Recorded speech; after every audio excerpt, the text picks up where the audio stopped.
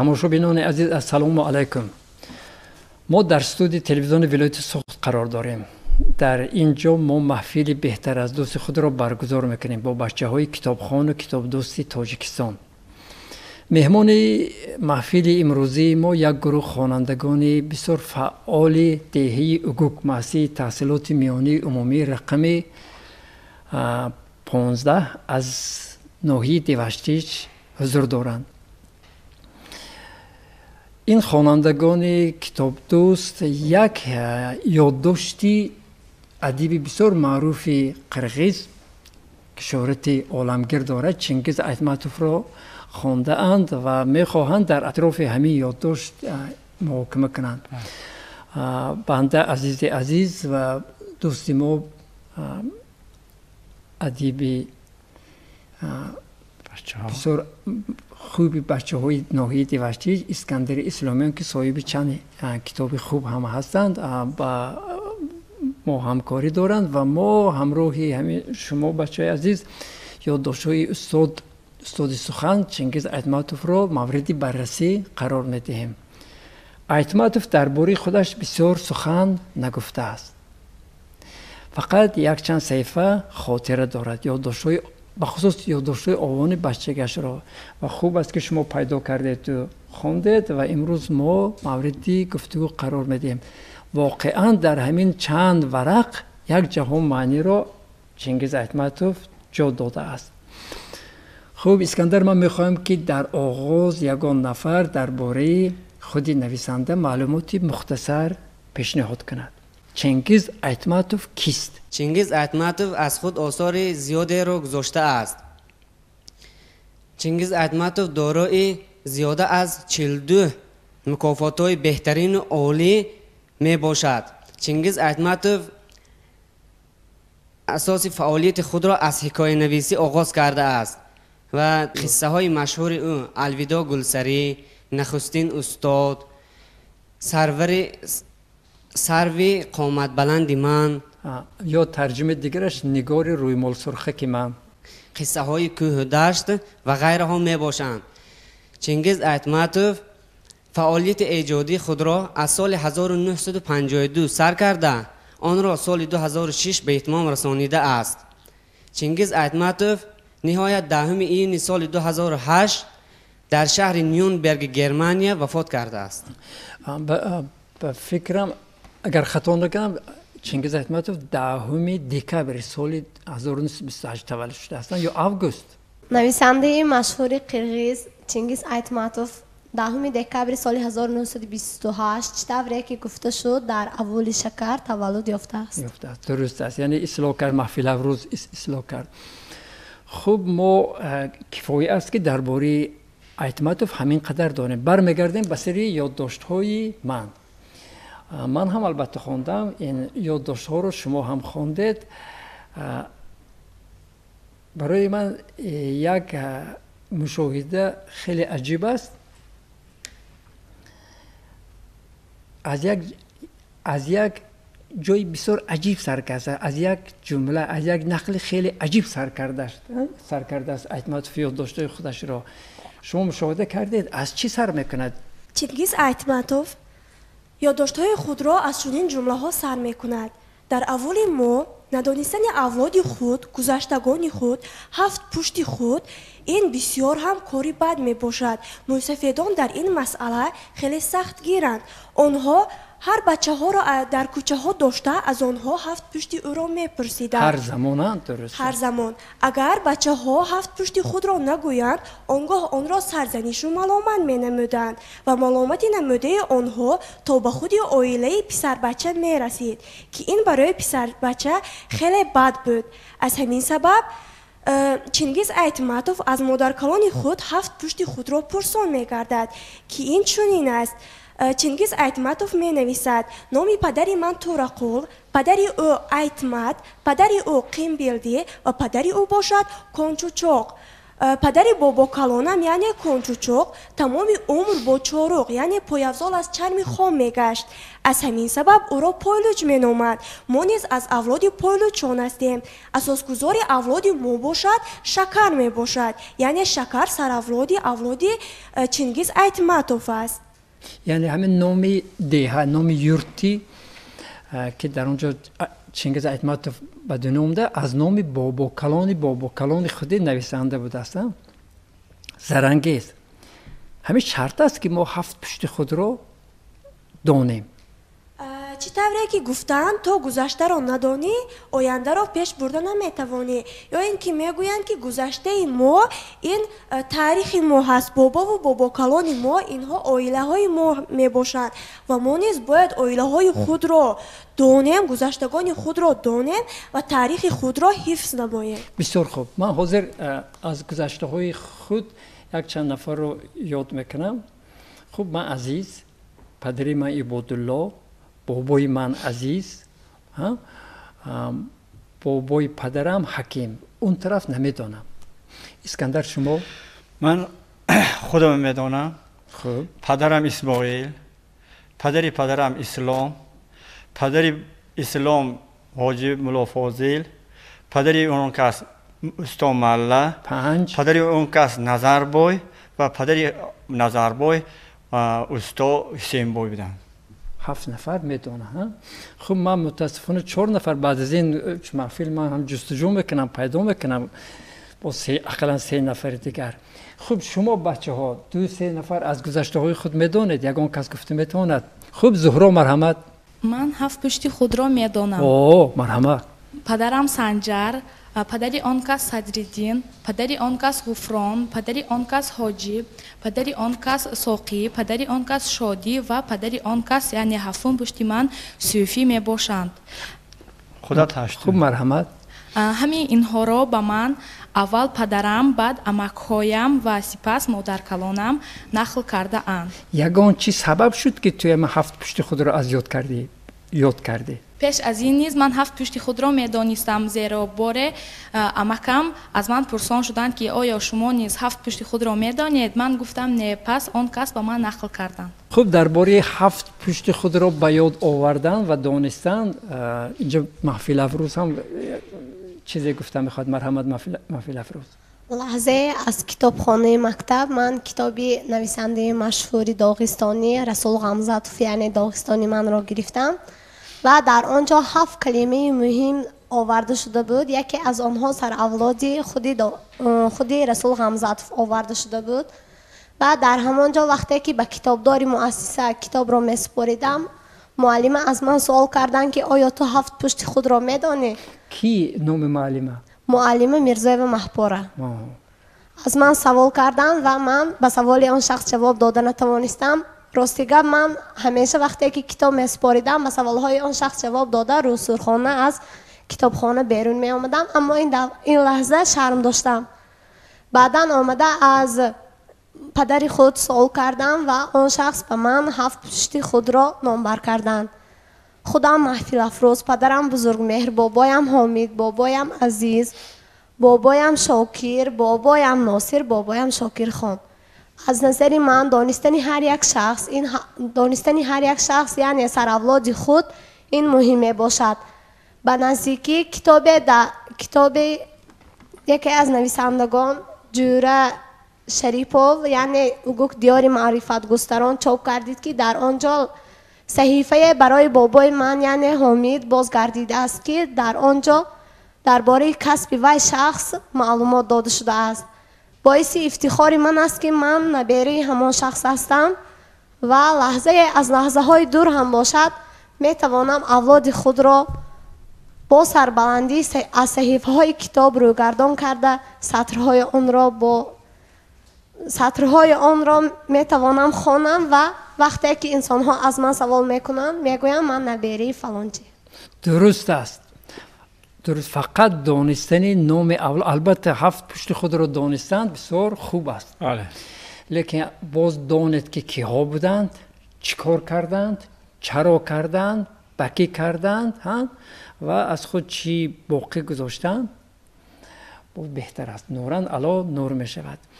همین من چند نفر علاقه 7 پشت خود را نام که من 4 پشت خود را 3 پشت خود را می دونستم ای بس، لیکن من با گردن میکنم و کوشش میکنم که اصلاح کنم. همین چنگیز ایتماتوف هم گذشتگان خود را فقط نامبر نکرده است، باز به نیکی یاد کرده است.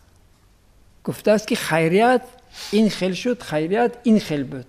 استاد چنگیز ایتماتوف میگوید که بابایم ایتمات را من ندیدم، چون که او در سالهای 18-20 وفات کرده است.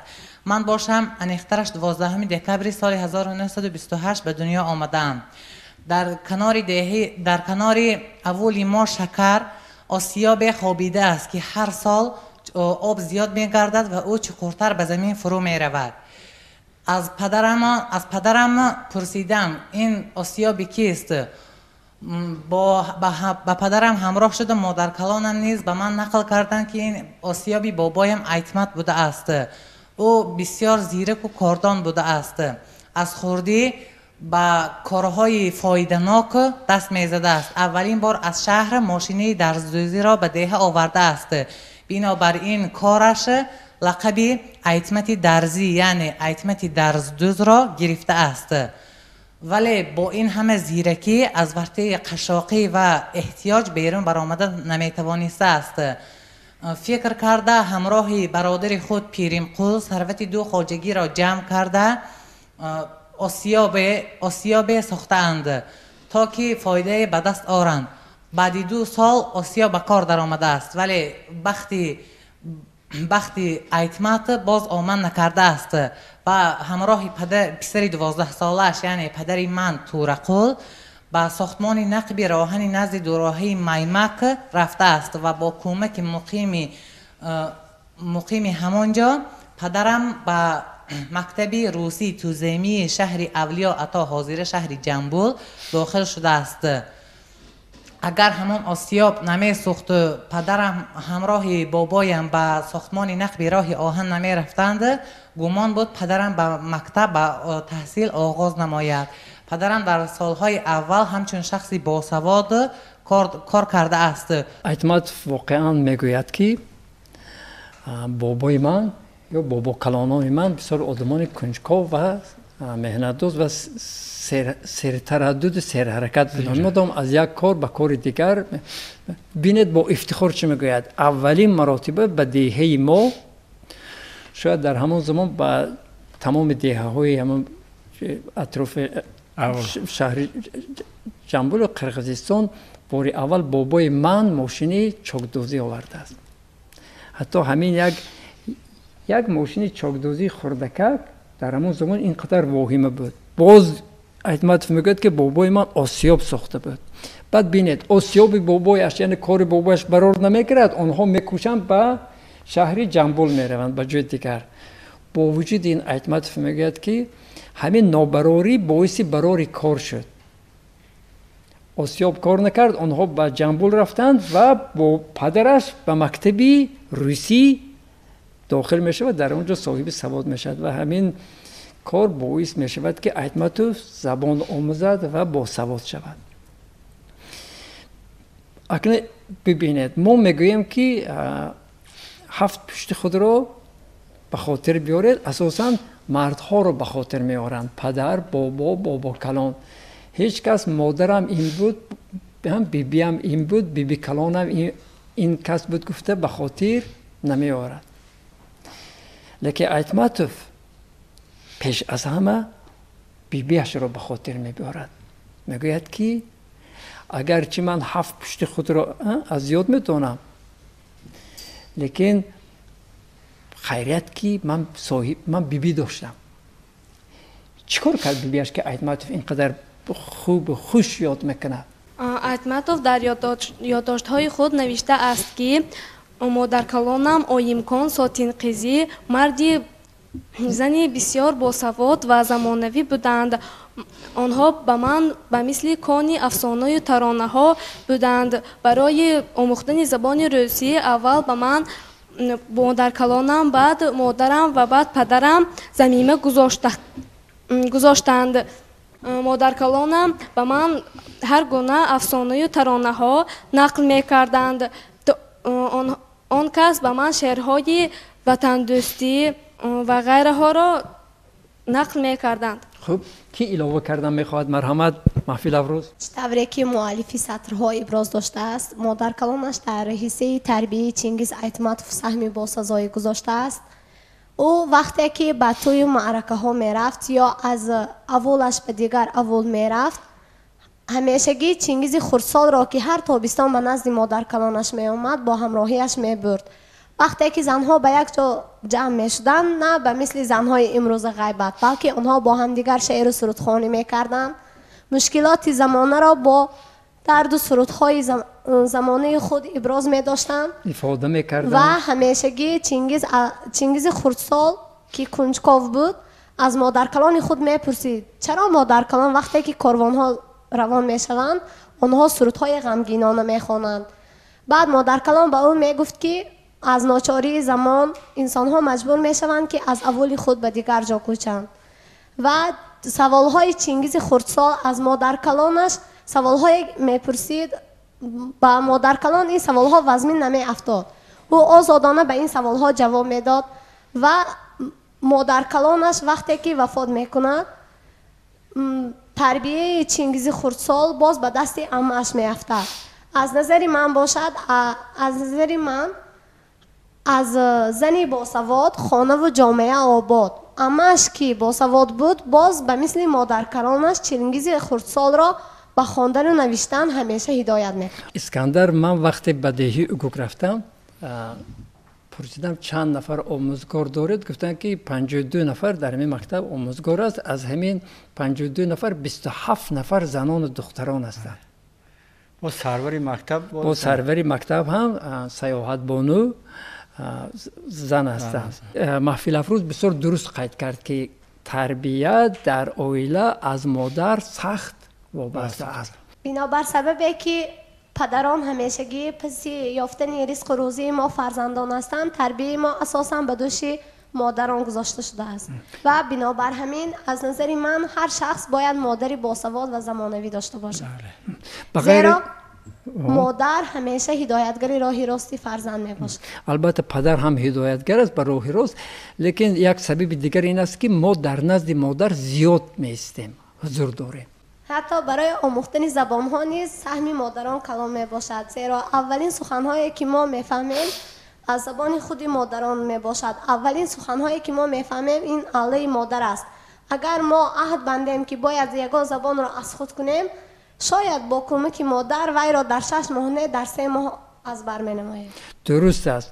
ҳатто вақте шоҳномаро фирдавсӣ ба султон маҳмуд бахшид ва султон маҳмуд як музди ночиз дод, фирдавсӣ бисёр дар ғазаб шуд, ранҷид ки ба қадри шоҳнома нарасид. вақте ки абулқосим фирдавсӣ шоҳномаи худро ба султон маҳмуд тақдим намуд, бар ивазаш музди ночизе гирифт ва гуфт: агар модари шоҳ бону будӣ, маро симу зар то ба зону будӣ. дуруст аст. фирдавсӣ мегӯяд ки ҳамин очааш ки ҳичи аст, бачаашам ҳичи. ё дар миёни мардум мегӯянд ки очаро бину, бачаро гир. ё мегӯянд ки оча чӣ гуна, бача намуна, ё бача чӣ гуна, оча намуна. аз ҳамин сабаб Айтматов, агар баргардем ба сари ёддоштҳои вай, мегӯяд ки ман аз модарам, бибиам ва аммаам хеле миннатдор ҳастам. аз ҳамин сабаб хушбахт аст фарзанде ки модараш босавод аст. ман босавод гуфта фақат маълумоти олиро, дипломро дар назар надорам. босавод аст ва албатта хушахлоқ аст ва хушахлоқ аст ва фаросати хуб дорад. агар мо модари босаводу хушахлоқ ва хушодоб ва хушфаросат дошта бошем, қариб нисфи зиёди масъалаҳо, проблемаҳои оилавии мо ҳал аст. ва табиист ки аз ҳамин хел модар ягон вақт фарзанди ҷоҳил ба дунё намеояд. инчунин Айтматов қайд мекунад ки бо вуҷуд бо ташаббуси модаркалонам меҳру муҳаббати ман нисбат ба забони модарии худам зиёд гардидааст, чунки آن شعر و سرودها داستانهای قدیمی که از زبان مادرکلانم با لحن برای زبان قرقیزی صدا میداد مهر و محبت من را نسبت به زبان قرقیزی زیاد میگرداند. این چنین تجربه های شخصی و عقیده های خود را خلاصه نموده میگوید که انسان دو و یا زیاده زبانی برابر پیش رویش قرار داشته را می آموزد اگر این زبان ها از اول به محیط سبزیش برابر تاثیر باشد. درست است. وقتی که ما کودک هستیم با آموختن زبان آغاز میکنیم، سر میکنیم، زود زبان با ذهن ما می نشیند. ما زود زبان دام میشویم به شرطی که مادر ما خلل نرساند، مساعدت کند، یاری رساند. خوب اسکندر، اینجا درباره تعریف توصیف مادر و مادرکلام بسیار شد. میخواهم اضافه کنم که برای دانش اندوختن، برای بهتر اسود کردن زبان، درباره افسانه ها با کلان ما بسیار به من یادم کردند. وقتی که ما کودک بودیم لب صندلی می نشستیم، 5 سال 6 ساله بودیم که قریب که تا مکتب تمام کردن همراه مادر کلان و بابای ما بودیم و اون شخصا به حد افسانه زیاد میگفتن. از همون در دل ما مهری خواندن و نوشتن و افسانه گفتن را بیشتر آنها بر دل ما جا کردن. برای همین سهم پدر و باباهایم بسیار است در از خود کردن افسانه و دانش اندازی. با وجود این ما البته تاکید میکنیم که مادر هم نقشه زیادتر است. برای اینکه ما همیشه چه از دامان مادر قپیده تا 5 6 7 سالگی به وایه میرسیم. و ببینید احتماط میگه که برای زباندان شدن و به زبان مادری هم به زبان قرقیزی برای مهر پیدا کردن، دلبستگی پیدا کردن من بیبیم و مادرم خیلی کار کردن، زحمت کشیدن و یک واقعی عجیب را نقل میکند.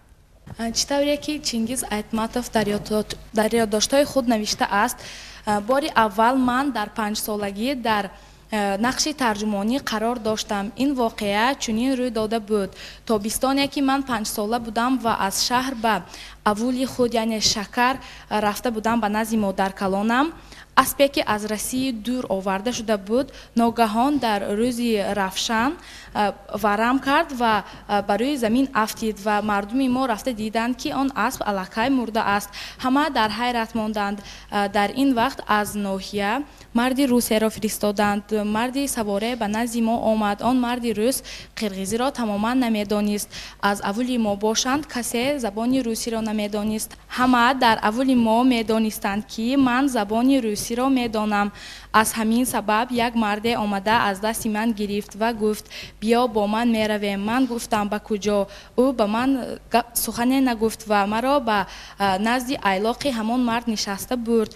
من به هیجان افتادم، ترسیدم و به نزد مادرکلانم رفتم. گریختم. مادرکلانم باشد مرا سرزنش کرد و گفت اینقدر آدمان کلان از تو خواهش کرده ایستاده اند که سخنهای آنها را ترجمه کنی. تو باشی کودک خردسال هستی و با وجود آن سخنهای آنها را گوش نمیکنی. مادرکلانم که همیشه با من با مهربانی و نوازش کارانه گپ میزد این دفعه به من با جدیت سخن گفت و من از مادرکلانم کمی به هراس افتادم. با مادرکلانم به ایلاق رفتیم. موسفیدان زیاده از اولی ما با همراهی آن مرد روس می نشستند. توجه کنید مادرکلان از دست نبیرش 5 ساله چینگیز 5 ساله گرفته به نزد موسفیدان و همون مرد روس بیطار بدن میبرند. میگوید که سخن اینها رو ترجمه کن. کودک 5 ساله قریب 100 سال پیش از این سال 1933 اون زمان ما خیلی فرق داشت. کودک 5 ساله الک زباندان بود و بینید که در نزد کودک 5 ساله به خاطر دانش یک دهه موسفید، یک دهه زن، یک دهه مرد و یک مهمونی که از رسی آمده است سر خم میکنند، گردن کج میکنند، از کودک التماس میکنند که ما هرچی میگوییم به ما یاری رسان، ترجمه کن. این است دانش. دوام تیزورا.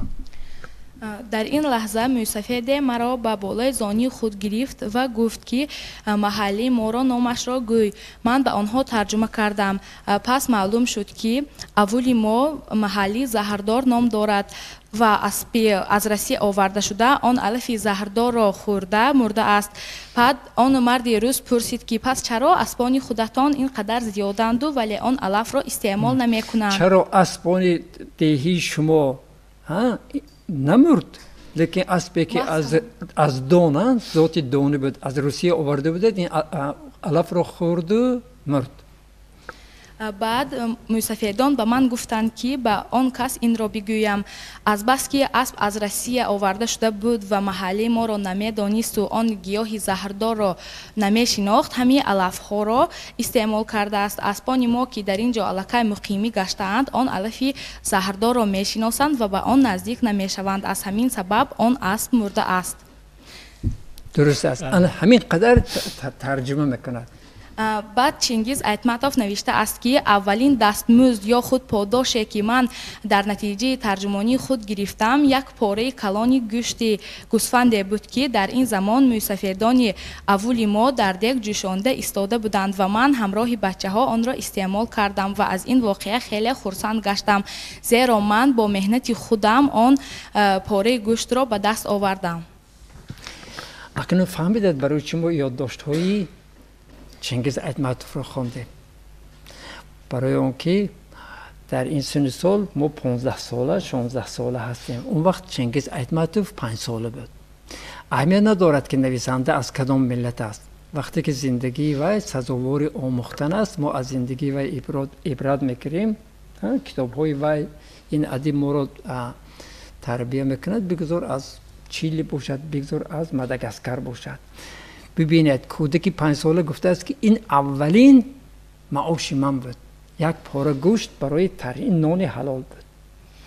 و این جمله رو همیشه در خاطر گیرید. شما هم امروز هم تحصیل میکنید در مکتب باز هم به کار پدر و مادر یاری میرسانید. بعد واقعا وابسته به زبان در 5 سالگی زبان روسی را ایتماتوف یاد گرفته بود آموخته بود. کی از شما زبان روسی میداند با روسی گفت میتواند؟ خب زهرا، ثابت، زرنگیز 3 نفر، نورافشان خوب 6 نفر. گوش کنید من با بچه های تاجیکستان به تمام اونهایی که این لحظه ما رو تماشا میکنند مراجعت میکنم. دهه اوگوگ در یکی از دهه‌های دوردست کوهستان ناحیه دیوشتیچ حساب می‌یابد. این دهه خیلی دور است. از مرکز ولایت تقریباً 120 کیلومتر دور است و تابستان کوتاه دارد و زمین خیلی کم دارد. مردم بس زحمت کش هستند. حتی بچه ها از صبح تا شام در فصل تابستان هم به کشتکار و به هیزم کشاندن و کارهای چارواداری دیگر مشغول هستند. با وجود این دهه آموزگاران خوب و بچه های خیلی باسواد دارد. یک روز من مهمان همین مکتب شدم و 12 نفر از یک دهه خردکک در آزمون تاجیکستان کشور عزیزی من اشتراک کردم و مرکز ناحیه آمدم و از 6 نفری که در همین محفل اشتراک میکند همه زبان روسی رو میدانند. در بعضا از بچه‌ای که از شهر میآیند به محفل بهتر از اوست من میپرسم که کی با زبان روسی و انگلیسی حرف زده میتواند؟ فقط 1 یا 2 نفر دست میبردارند. ما بسیار منتدار هستیم از آموزگاران، استادان، از معلمان، از پیران روشن ضمیر دهه اوگوگ. تشکر به همه شما. خب نقل خود را دوام میدهیم. ایتماتوف در همین خاطره هایش باز یک چند لحظه جالب نقل کرده است و گفته است که یک روز از من پرسیدن که تو پسری کی هستی؟ چینگیز ایتماتوف به مورد یک لحظه عجایبی حیات خود را قید نموده است. او میگوید که روز از روزها من برای با همراهی برادرم ایلگیز به کوه برای هیزم رفتیم. زیرا در آن سالهای جنگ شرایط بینهایت وزنین بود. زمستان سرد می آمد. شکرانه خدا که همه عهد و اولاد ما نوابسته از خویشاوندان ما باشند یا بیگانه ها ما را دستگیری میکردند. آنچه که میافتند به ما تقسیم میکردند. به همه آنها من تشکر میگویم. و وقتی که ما برای هیزم به کوه می رفتیم، ناگاه یک سواره تاب خورد و نزد ما آمد و از ما سوال کرد که ما فرزندان کیستیم. ما در آنچه درباره پدرمان نوشته بودند در خجالت بودیم و از این شرم می داشتیم. وقتی که یوسف واسیلیانویچ استالین سال 1937 پدر مرا دشمن خلق گفته او را به هلاکت رسانیدند و ما از این چیز به نهایت در خجالت بودیم و ضیق بودیم. اما ما قرقیز نیز از این باره یاد داشت و وقتی که او از ما سخن میکند که شما فرزندان کیستید، در این باره با ما امامان قرقیز گفته بودند که شخصانی که به شما چنین سوال میکنند، یعنی وقتی از شما میپرسند که پدر شما کیست یا شما پسری کی هستید، شما شرم نداشتن، نه هراسیده، بلکه سر خود را راست برداشته به چشم آن کس نگاه کرده با تبسم و با سربلندی نام پدر خود را گویید.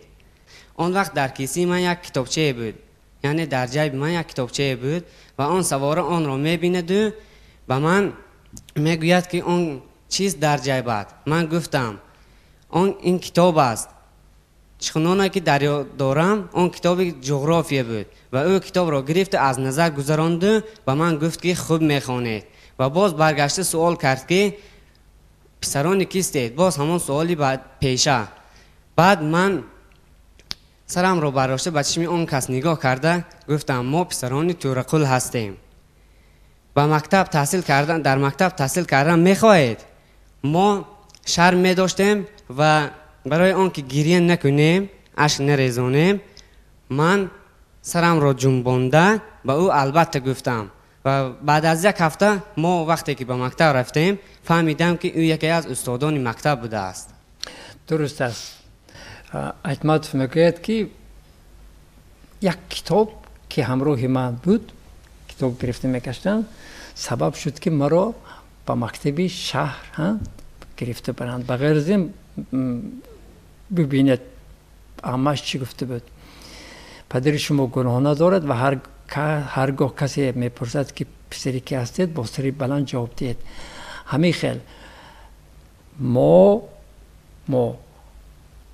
در هر کجای باشیم و از ما سوال کنند که پدر و مادر شما کی است، ما باید با سری بلند جواب دهیم. لیکن یک بار توجه کنید، واقعا توجه کنید که ما فرزند کی هستیم، پدر و مادر ما کی است.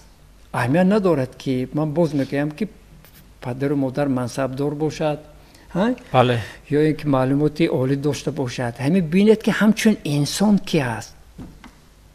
همین خودشناسی، وطنشناسی، اولادشناسی از خود و از پدر و مادر سر می شود، از اولی خود سر می شود. بگو وقتی میشینید ببینید که پدر و مادر شما چی صحبت میکنن، چی مناسبت دارن. شما میخواید که دخترها میخواید که اگر به وای رسید مثل مادرتون باشید. اگر چی امروز در تلویزیون از طریق تلویزیون جواب دادن نمیخواهید یا به دیگرها نگویید، هم به خودتان اقرار شوید. میخواید که مثل مادرتون باشید یا پسرها میخواید به پدرتون مانند باشید. برای به این سوال جواب دادن وقتی بدیه میروید هم شما هم تماشابینان عموما بچه ها اعتبار دهند که پدر و مادرشان کیست. اون وقتی از ما میپرسن که تو فرزند کی، ما با سری بلند جواب داده میتوانیم. بزرگی چنگیز ایتماتوف در یادنامه خود چنین است که او حتی لحظه های 3 ساله 5 ساله بودنش را در یاد دارد. زیرا او چنین گفته بود که نخستین دستمزد من یک گوشتی گوسفند بود، این هم در سن 5 سالگی بود و باز در این سنهای خرد، یعنی او باز هم در یاد دارد که در جیبش کتاب جغرافیا بود. بعضی آدمان هستند که به زور 10 سالگی خود را در خاطر دارند. در این لحظه گپ زدن خاطری بعضی خیلی ضعیف است. درست است. ایتماتوف تمام جزئیات بچگی عنوان بچگی خودش را در خاطر دارد. خود در بچگی باز یک کاری خیلی مشکل به دوش چنگیز ایتماتوف افتید و از عهده این کار بعضا آدمان کلانسال هم برآمده نمیتوانند. این چی کار است؟ وقتی که مادر چینگیز ایتماتوف در ناحیه کیروفسک همچون حسابچی کار میکرد، برای او مشکلی بود که هر 4 فرزندش را خواند. از همین سبب سال 1942 چینگیز ایتماتوف مکتب را ترک میکند و به اول یعنی به شکر برمیگردد. آن زمان چینگیز ایتماتوف 10 ساله بود و در سن 10 سالگی مهنت دهقانی را درک مینمود و به کار کردن شروع کرده بود. در همین وقت چینگیز ایتماتوف را کاتب جماعت تعیین مینمایند که اون زمان شما میفهمید کاتب جماعت چه معنا دارد؟ حاضر جماعت اوگوگ به کدام جماعت داخل است؟ جماعت اوفچی. اوفچی هست؟ وحدت هست؟ رئیس جماعت وحدت کیست؟ همین وحدت خودش همین اوگوگ قشلاقش با دیگر قشلاق‌های این طرف که یک جماعت. رئیس جماعت کاتب جماعت شما کی؟ انور عزیزوف. انور عزیزوف. در وظیفه انور عزیزوف چی کار کرده است؟ یعنی بعضا این کار است که بعضا آدم 40 50 60 ساله از عهده‌اش بعضا نمیبرد، لیکن چنگیز 10 12 ساله در همین وظیفه کار کرده بود. بعد او را همچون پسر بچه سوادناک وقتی که 14 ساله بود رئیس کاتب جماعت تعیین مینمایند و بعدا در سالهای جنگ باشد او را همچون ناظر انداز شعبه مالی ناحیه تعیین مینمایند و چینگیز ایتماتوف در این سالها از اهالی انداز جمع مینمود که این زمانی گرسنگی بود. سال 1942 سال 1942 در 14 سالگی ناظر انداز تعیین می شود که این کار برای او خیلی دشوار بود چون که از اهالی انداز زیاد جمع کن می گفتند و چینگیز ایتماتوف با اهالی رحمش می آمد و این کار را کرده نمی توانست. از همین سبب او اختیاراً ماه اوگوست سال 1944 این کار را اختیاراً استعفا می دهد، ولی برای این کارش قریب بود که او را به سود دهند. وقتی چینگیز ایتماتوف گفت که من در ناظر انداز دیگر بودن نمیتوانم، من از مردم انداز جمع نمیکنم، چرا ایتماتوف را قریب حبس کرده بودن؟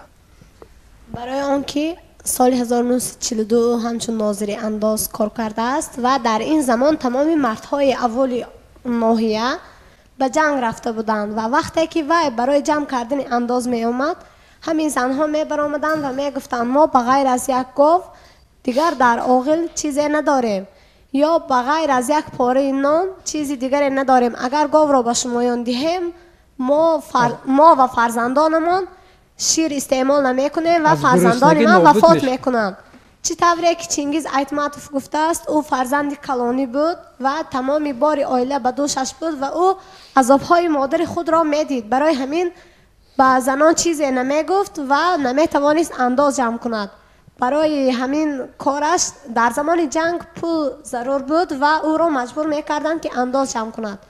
برای آنکه او انداز جمع کردن نمی توانست اختیاراً کار را پرتافت و قریب بود که به سود کشیده شود. قریب به حبس کشیده شود. خوب همین در سن سال 14 15 16 ایتماتوف قرار داشت. ما هم در همین سن سال قرار داریم. اکنون مقایسه میکنیم عذاب‌هایی که به سر ایتماتوف آمده است و شرایطی که وی در آن زندگی میکرد و با شرایط امکانات امروزه مقایسه میکنیم. با وجود این خواند و انسان بزرگ شد. یک نفر ملت خود را به جهانیان شناساند. از نظر من برای آموختن زبان یا علم نه شرایط محیط و نه دور و زمان مشکلی آورده نمیتواند، زیرا شخصی که نیتی خواندن را دارد هیچ وقت خواندن را نمیپرتاید. چطوری که گفتند حتی در وقت هیزم جمع کنی هم چینگیز با همراهی خود کتاب داشت و عبدالرحمن جامی گفته است که انیسی کنج تنهایی کتاب است، فروغی صبح دانایی کتاب است و برای آموختن علم هیچ چیز صد راهی ما را گرفته نمیتواند. بعضا شرایط وقتی مهیا میکنن برای آموختن علم بچه ها تنبلی میکنن. بعضا اگر شرایط نباشد عموما از بحر خواندن میگذرند. البته همه نه، لیکن هستن همه خیلی. و ما این چند صحیفه که دانشمند بسیار خوبی ما استاد دانشگاه ملی تاجیکستان مرتضی زین‌الدینوف دیدو دانسته ترجمه کردن. در همین کتاب چند قصه دیگر ترجمه خودشون رو جمع کردن. ما برای اون خوندیم و برای اون در اول قرار دادن که ما آموزیم. و من البته خرسند هستم که در همین خیلی شرایطی دشوار ایتماتوف بسیار انسان خوب دانشمند مشهور به وی رسید. من از اون هم خرسند هستم که شما در دهه کنج کوهستان در دهه دوردست با وجود دشواری راه دوری راه طبیعت بسیار زیبایی لیکن زمستانی سرد بهاری سرباران تابستان کوتاه شما توانستید که بچهای کتابخانه کتاب دوست با وی رسید. حتی زبان روسی رو میدونه. اکنون من فکر میکنم که نوبت آموختن زبان انگلیسی رسید. یا الکی از زبان انگلیسی هم آگاه هستید. بسیار خوب. ما با همه شما افتخار میکنیم. وقتی که شما به یگان کشور دیگر میروید، به یگان گوشی دیگر دنیا میروید و وقتی با شما یگان نفر صحبت میکند میگوید و البته میپرسد این در تاجیکستان میپرسن که تو دختری کی تو پسری کی، در خارج میپرسن که تو از کجا از کدام کشور و شما یک جواب دارید من فرزندی تاجیکستان. وقتی پسر اسکندر رو در دهشون در اطراف ده میپرسن تو پسری کی، میگوید که من پسر اسکندر. پسر اسکندر رو بیرون از تاجیکستان میپرسن که تو فرزند کجا، تو نمیگی که من پسر اسکندر، میگی که من فرزندی تاجیکستان. ما با شما افتخار داریم، باور داریم که بعد از چند سال اگر زنده سلامت باشیم انشالله ما وام میخوریم و باز زیادتر افتخار میکنیم. یک خاطری کوتاه دیگری از یادداشت‌های چنگیز ایتماتوف من به خاطر شما آورده نمیشم، درست‌تر شما به خاطر بیارید و پیشنهاد کنید. چنگیز ایتماتوف در یادداشت‌های خود نوشته است که بعد ختم صنف 8 سال 1946 من به تکنیکوم زووترینری شهر جنبول داخل شده. سال 1948 آن را ختم کردم. من ادبیات را از بچگی دوست می داشتم. من اثرهای پسرخواندی پولک و توسی سفید را ترجمه کردم ولی دیر شده بود. این اثرها الکی ترجمه شده بودند. بعد سال 1956 به مسکو برای خواندن در کورس‌های عالی ادبی رفتم.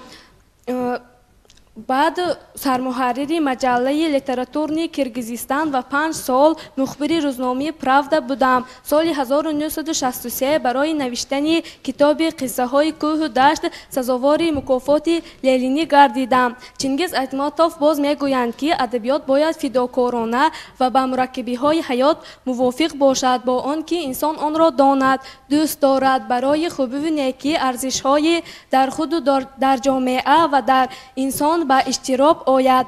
کتاب های نوشته او باز الویدا گلسری نخستین استاد جمیله می باشند. تشکر. بچه های دهه به خاطر شما ما هم دهه اوگوگ رو دوست داشتیم. بله. فهمیدید همین دهه رو شما معرفی کردید.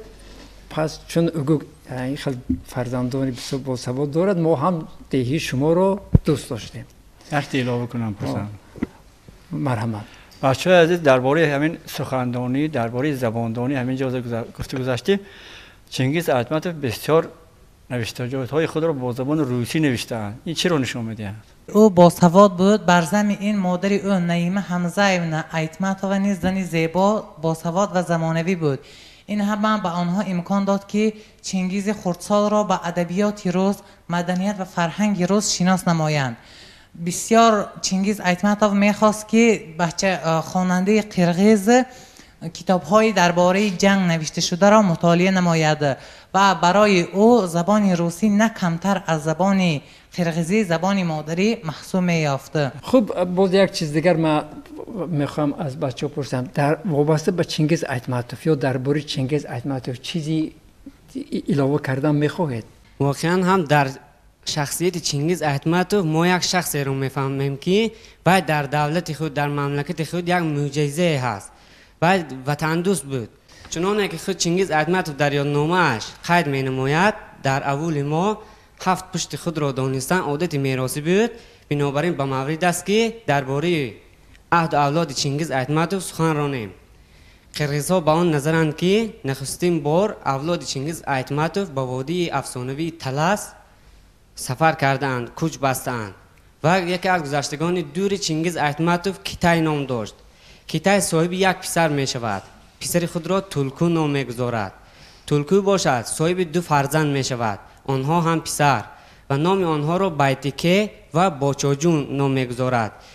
پسر اولینش بایتیکه صاحب 2 پسر دیگر می شود. پسران بایتیکه تانتاگور و کیر بودند. همین طور چنگیز ایتماتوف 7 پشت خود را نه بلکه 16 پشت خود را می دانست. خب این در یادداشت ها نیست همین گپ. تو از کجا آموختی یاد گرفتی؟ من از ماخذ ها. کدام ماخذ؟ بابای پدریم معلم فنی تاریخ بودند، اینچنین به حیث معلم ابتدایی نیز کار کردند و از آن شخص به عائله ما کتاب‌های زیاده باقی مانده است و من محض از همین کتاب‌ها چنین معلومات را دسترس کردم. آفرین، تشکر. من باور دارم که وابسته به چنگیز ایتماتوف و عموم ادبیات یادداشت‌های او، اثرهای او با شما 1 یا 2 ساعت دیگر صحبت کنیم، سخن به آخر نمیرسد.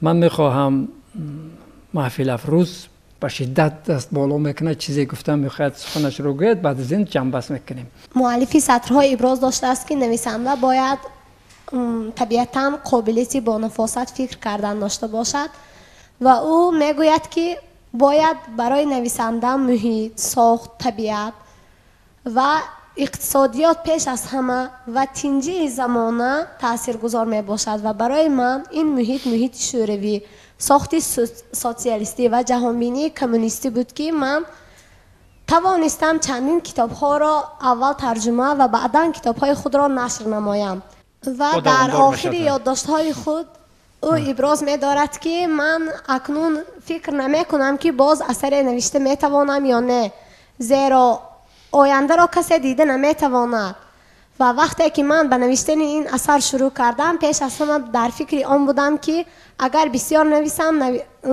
خواننده کتاب میگوید که چرا اینقدر بسیار نوشته است، اگر کم نویسم میگوید چرا با اینقدر قصه های جالب کتاب خود را کم نوشته است و من امیدوار آن هستم که با همین ورق های رنگین خود لحظه از فکر خواننده را به خود جلب نموده باشد. واقعا محفل افروز درست قرار کرد. فقط با اثرهایش نیست، با همین یک پاره یادداشت‌هایش هم خاطرهایش هم خاطر ما را خوش کرد. برای ما خیلی حکمت پیشنهاد کرد، ما را روح بلند کرد. ما دیدیم که یک بچه خردسال از نه کمتر از مرد کلانسال زحمت کشید، تلاش کرد و ادیبی بزرگ، انسانی بسیار خوب شد، مشهور شد. تماشابینان عزیز، ما با محفلی که با اشتراک بچه‌های کتابخانه دهی اوگوک همگی 6 نفر هستند، از 60 نفر زیادتر فعالتر بودن، ما رو خیلی خرسند کردند. شما واقعا نمونه عبرت هستید. تشکر به همدیهای شما، به استادان شما، به پدر و مادران شما، با آنهایی که شما را به همین محفل راهنمایی کردند، آوردند، با آنهایی که همین اثرها رو به شما دادند که خوانید. ما از شما امید زیادتر داریم و باور داریم که باز در یگان محفل دیگر همراه شما یگان اثری از این چه بزرگتر رو مورد بررسی قرار میدهیم. تشکر، چون بدیهی خود برمیگردید از نام همه تماشابینان برنامه محفلی بهتر از دوست به خاندان خود سلام رسانید. تماشابینان عزیز، این بود محفل نوبتی بهتر از دوست که با اشتراک یک گروه خوانندگان مکتب رقم 15 دهی اگوک ناحیه دیوشتیش برگزار شد. سلامت باشید تا واخری دیگر.